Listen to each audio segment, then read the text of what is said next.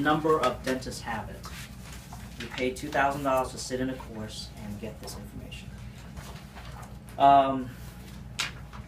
It was put out by James Wilco, Dr. James Wilco, out of Lake Erie, Pennsylvania. He's a quiet endodontist who's done a lot of research. Can you stand over there? It's too bright behind you. Okay.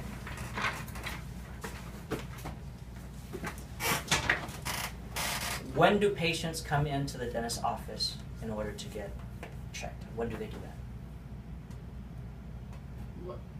When does a patient come into the office, dental office? When do they call the dental office? When they're in pain? When they're in pain. When they need a cleaning? When they have a broken tooth. Pain, cleaning, broken tooth. There's a need. There's a need, right? If you wait until it gets to the point where the tooth is broken or in pain, generally the tooth is infected. I'm talking specifically about dental infections. Now, who among you would say, hey, doctor, you're a cancer doctor, so it's Dr. Smith, I know you found this lump on my leg and you say it's stage 1. Why don't we wait till it hits stage 4, then we'll treat it? Right. Would you say that to your doctor? Mm-hmm. Do you think you would go back to a doctor that says, hey, I know I have a lump in my leg, why don't you treat it at stage 1? He says, no, why don't we wait till it hits stage 4? Would you go back to that doctor? No, you'd probably find another doctor. Okay. So this is of the same mentality. Once a tooth is broken or once a tooth is abscessed or in pain, you're at stage 4. Okay. In our office, we don't like patients in stage 4 because generally when they come to us, we can't do much other than give them antibiotics or give them an emergency visit where they'd have to wait and get the stuff done, or it's ruin their day. You've seen plenty of those patients. We don't want that, okay? And so my first couple of years of this office, you should see our schedule. It's crazy. Emergencies after emergencies, and these are not our patients. These are other people's patients. So I went and researched, and I found this course, and I didn't believe at first, but I said, okay, I'll go down to San Diego, spend 2 days, sit down, listen to this doctor. Even though I don't enjoy sitting in classes, I listened to him. And this is what we came up with. Chronic degenerative endosteal fibroblastosis or dentinoblastosis. We call it SIDS-F or SIDS-D. Okay? Chronic means that it's happening continuously. Degenerative is it's going downhill. There's nothing you can do to reverse it. Endosteal means it's inside your bone. It could be inside your leg bone, your head bone. It's just inside your bone. And then fibro or dentinoblastosis is formation of dentin or fibers. So you have a chronic formation of dentin fiber inside your tooth that's inside the jawbone. That's what the big words mean. And all of this relates back to how do you look at an x-ray and determine that the tooth is dying. Okay? So we call it SIDS-F or SIDS-D. Now these are healthy front teeth.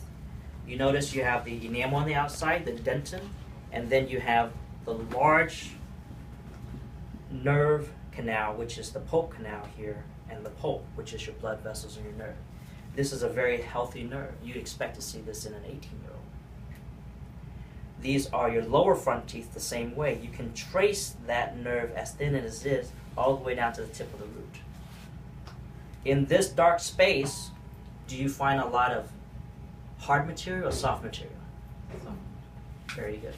Soft because it's your blood vessel in your nerve. Now, It's the cotton candy.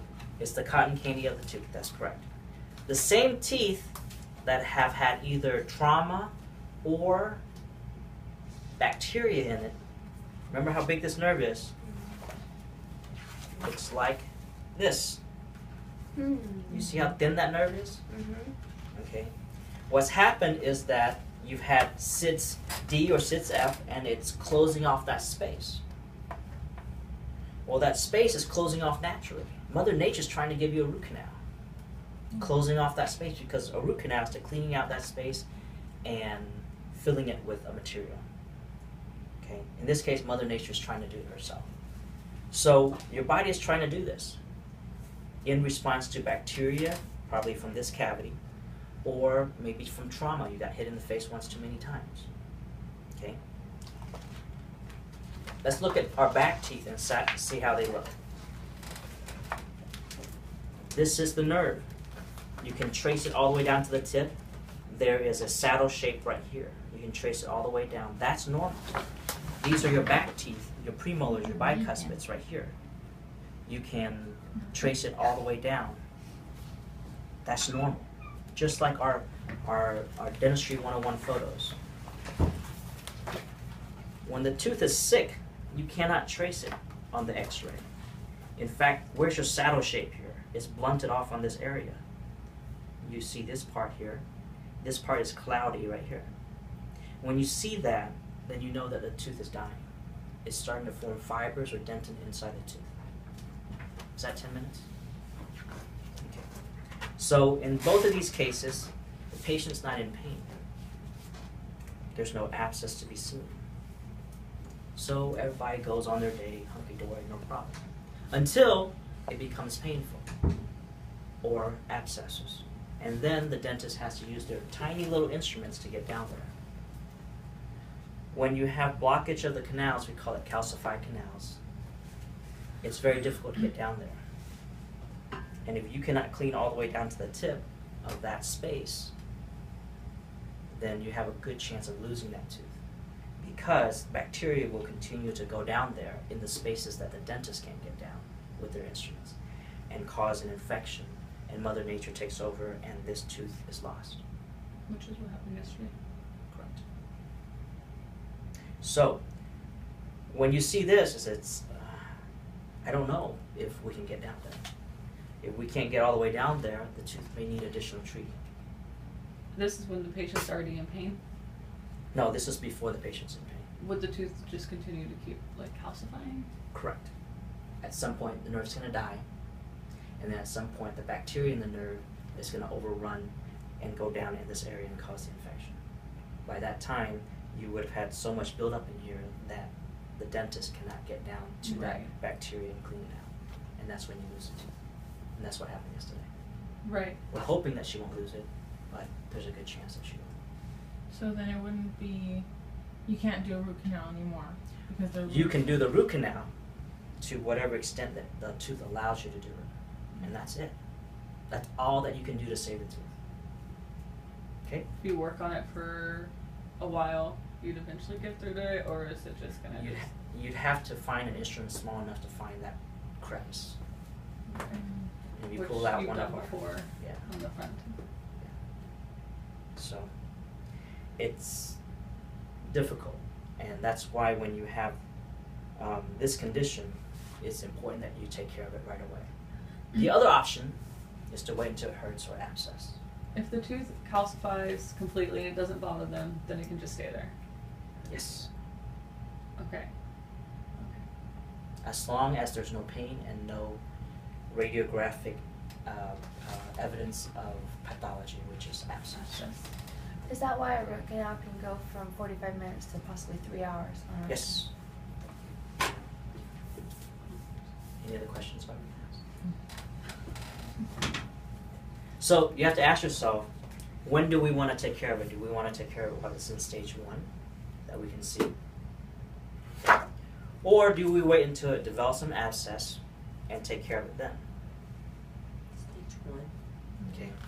If you wait until it becomes a stage 4, then your success rate cuts down to 75%. That means out of 4 teeth that you treat, 1 of those teeth is going to be lost, statistically. If you take care of it while it's still in stage 1, you have a 98% success rate. So, those are your options. We give patients the options. We let them know, oh, yeah, number 19, it's dying, it's probably dead. Number 18, it's probably dead. I don't feel any pain. Yes, I know. Yes, I realize that.